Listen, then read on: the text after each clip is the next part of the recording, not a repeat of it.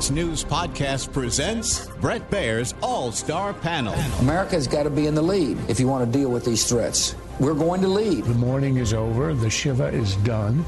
And if you're a conservative, you should be optimistic. You know, my main priority right now is making sure that it delivers for the American people. We have to make our country great again, and I will do that. I think the president gets criticized by people all the time for the stuff he says, by people who ignore what he does. Now, Fox's chief political anchor, Bret Baier. Vice President Kamala Harris is officially the Democratic Party's presidential nominee, and she has chosen Minnesota Governor Tim Walz to be her running mate. Since the day that I announced my candidacy, I set out to find a partner who can help build this brighter future.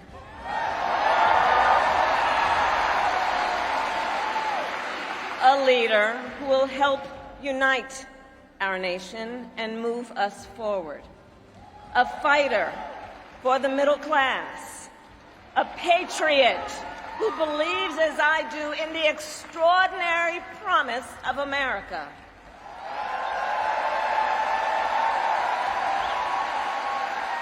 A promise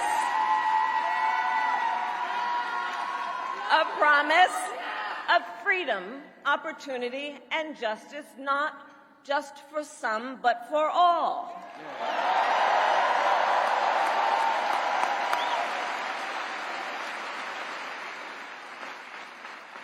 So, Pennsylvania, I'm here today because I found such a leader. Governor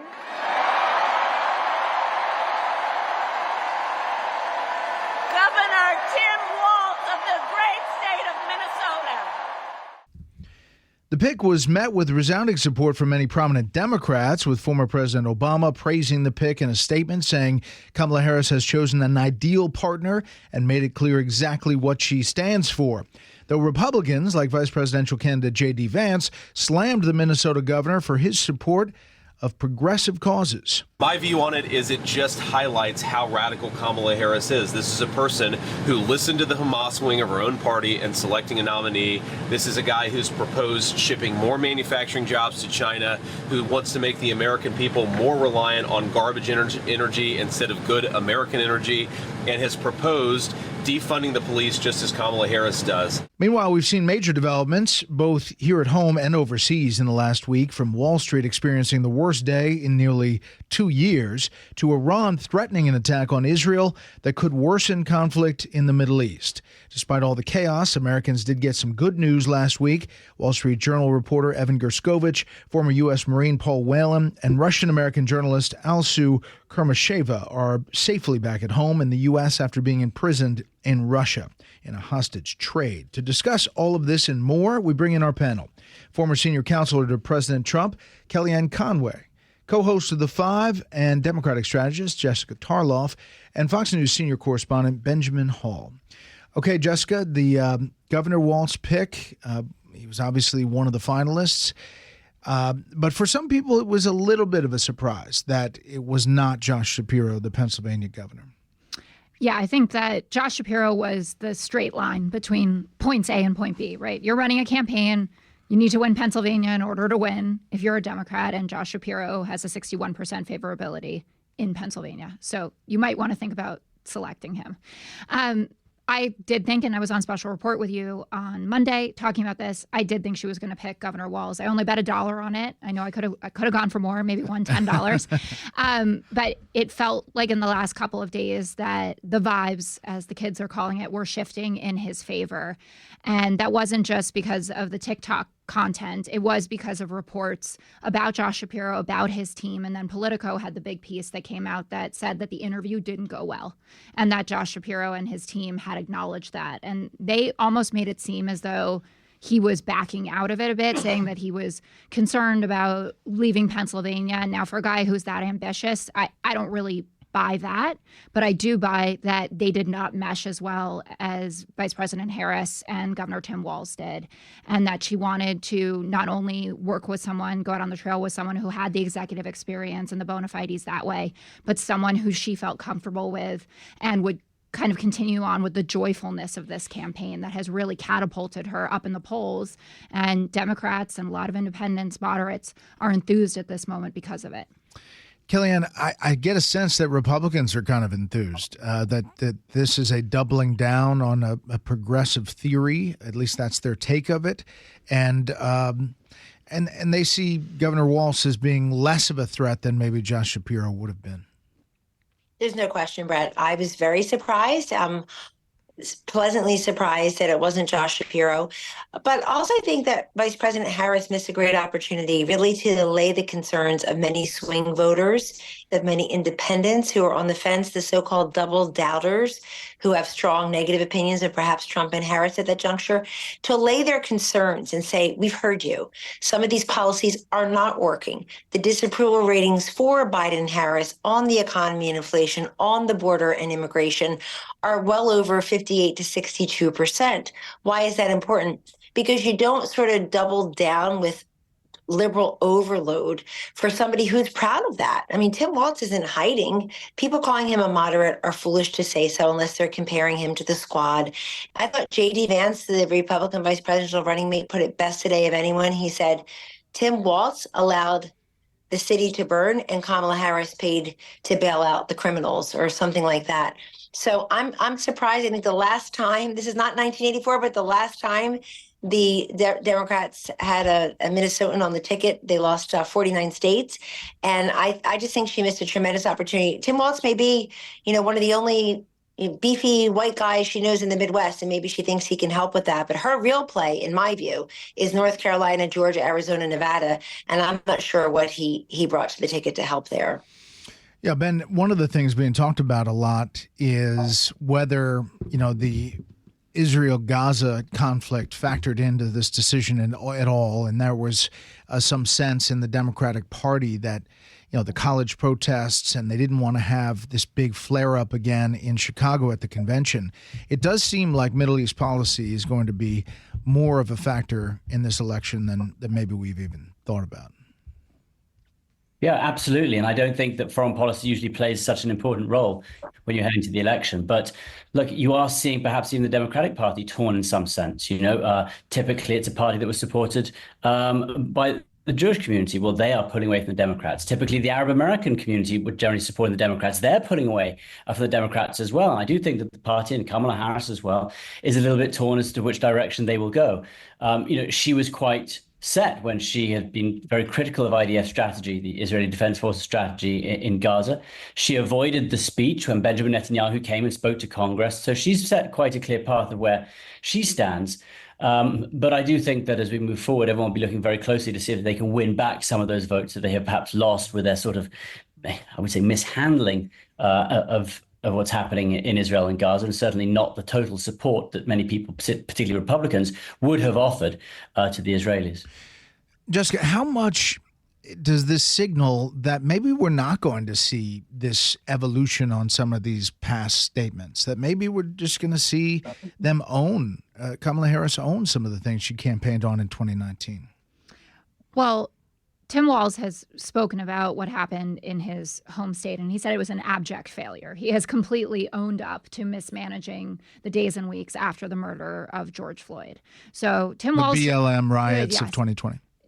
Tim Walz has no problem looking back and apologizing for things that he thinks were mishandled. And I do think that Vice President Harris should talk about how she has evolved on some of these issues. I think it would go a long way to assuage some of those moderate voters who are concerned. We all know it's tens of thousands of people that are deciding this election, not the millions who are out there, and most of the ones who are on their phones right now, tweeting either their approval or disapproval for the choices.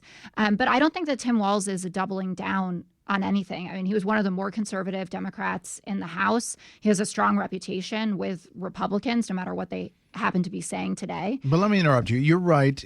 When he was in the House, he was like the seventh most bipartisan Democrat in the rankings of that when he was in the House. But as governor of Minnesota, he has done some very, very progressive things and fought for very, very liberal causes. Yeah, I think there was an interview he gave to Jake Tapper that really summed up his position on this, which is, if you want to call me a socialist or you want to call me a far left progressive for putting food in kids' bellies, I'll take it any day. And I've looked through all of his policies. The things that he has fought for are aligned with what Vice President Harris believes in. Things like paid leave, investing $2.3 billion in public school. Gender affirming care. Well, it's not just giving kids randomly that ability. I mean, kids obviously have to go through a stringent process with doctors to be able to do that. So no, he's not banned. Illegal immigrant health care. I mean, there's a list that goes far left. I mean, you got to acknowledge that. I listen, I'm not running away from it. Yeah. I'm saying that Tim Walz is someone who I think really owns his record, and I would imagine that she is going to follow suit in those things. Panel, we'll hold it right there. The Trump campaign, how do they deal with that, Kellyanne? I mean, they want to desperately be on policy, and yet when you see the former president recently, he's kind of stepped in it, sort of in this, in some of that personality stuff.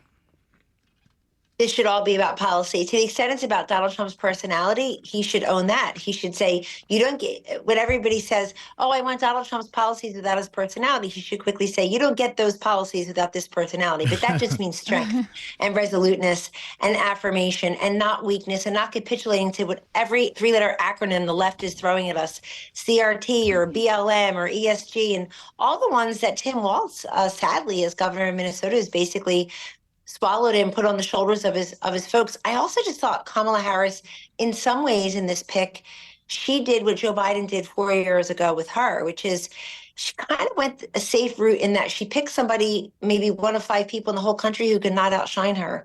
And I don't think Walz can. I don't think Kamala did. It's part of why Joe Biden ran for re-election in the first place, Bret. Had they been able to say to him, step aside and elevate and help us elect the first female president of color, had people had confidence in her competence, we would have gone there. It's a different race now. But if Trump and Vance can stick to policy, and I had a conversation like this with Senator Vance just today, it's about policy. But remember, I think that we heard all the negative things about J.D. Vance and what he has said and what he's done in like the first week. We haven't scratched the surface yet on Kamala Harris or Tim Walz. So when you see this, I wouldn't talk about obviously her race or her gender or even her cackling any more than I thought it was a great idea to talk about Joe Biden's mental and physical decline incessantly. You have to show the policy contrast. People are hurting in this country. They're very worried about the jobs report, about the stock market decline, about the Kamala omics. They're very worried about the border. I think the issue set is very clear, and it's one that should favor Trump-Vance. Last point, the CBS News poll that came out that caused some heartburn in Republican circles. If you look at it, if the election were held today, Kamala may get the popular vote, but Donald Trump would win the Electoral College. She's winning back some of those base voters. The question is, what does Walz get her or what does her ticket get her among some of those swing voters who are already skeptical of her? I think given how dangerous a place the world is, I'm surprised she didn't find, one of her former Senate colleagues as well, going for a governor in that area. I'm confounded, but I think it's actually a pretty good day for Team Trump. Lastly, Ben, following what's happening overseas, it is a tough day for the Israelis as they wait for whatever is happening from Iran, this threatened attack. I had the former Prime Minister Naftali Bennett on from Israel, and he's saying, 24, 48 hours, and he's checking on his kids in the shelter as they're waiting. It seems like something is imminent, but it's very tense. No, it really is. And it's interesting that Naftali Bennett, in the interview you did with him earlier, said that Israel shouldn't wait, that the 10 million Jews who are inside Israel should be proactive, that they should move against Iran sooner. So it was interesting to hear that. But look, people seem to think that Iran must strike back. Haniyeh, the political head of Hamas, was murdered, assassinated inside the presidential compound inside Tehran. So first, a remarkable ability by Israel to go inside Iran and take him out there. But what we're also seeing is a big diplomatic push from around the world. We saw the Russian Defense Minister Shoigu go to Iran And we gather that was to tell them not to start a full-out war, to try and hold back. We saw the Jordanian foreign minister, who had recently spoken to President Biden, go to Iran and also say, please hold back. So things are really tense at the moment, and they are afraid it could bubble over. Now, there is going to be a response from Iran, and we think it's going to be in two different sections. One is going to be Iran targeting directly at Israel. The other, we think, will come from Iranian proxies and from Hezbollah. And I know that in April, Israel managed to shoot down around 300 missiles, so this could be a lot bigger than that. And so we really are at a point right now where we have to see if it will get worse. That being said, it's widely thought that Iran does not want a full-out war at the moment. It can't handle it. You saw how Israel responded in April. You see how they have overcome Iranian air defense systems, and Iran will be knowing that against Israel, it cannot counter them head-to-head militarily. So look, we are in a position where it doesn't appear as if any country wants war, but one mistake. Imagine if one U.S. embassy, for example, was hit in Lebanon. Imagine if another U.S. base was hit and American soldiers died. Imagine if some Israeli civilians died this time. One thing like that could push us over. So the feeling is no one really wants there to be a big war, but they are very, very close to flexing their muscles, and perhaps it could bubble over. Yeah, it's a very, very tense time, and a time that is in flux, as we are in flux here in the U.S. Politically in this election. Thank you very much. And now for a bit of history. On August 8th, 1974, President Nixon addressed the nation and announced that he would resign the presidency effective noon the next day. Nixon's second term had been dogged by cover-up allegations surrounding the Watergate break-in 2 years earlier. Throughout the last year, the president watched members of his inner circle become implicated in the scandal before Nixon himself decided he could no longer continue as commander-in-chief. Vice President Ford assumed the presidency and on September 8th pardoned Nixon for any offenses he committed or may have committed. That'll do it for this week. You can hear more of this series at foxnewspodcast.com. Wherever you download podcasts, make sure to leave a rating and a review. We want to hear from you. For Jessica, Ben, and Kellyanne, I'm Bret Baier. We'll see you next time. Listen ad-free with a Fox News Podcast Plus subscription on Apple Podcasts, and Amazon Prime members can listen to this show ad-free on the Amazon Music app.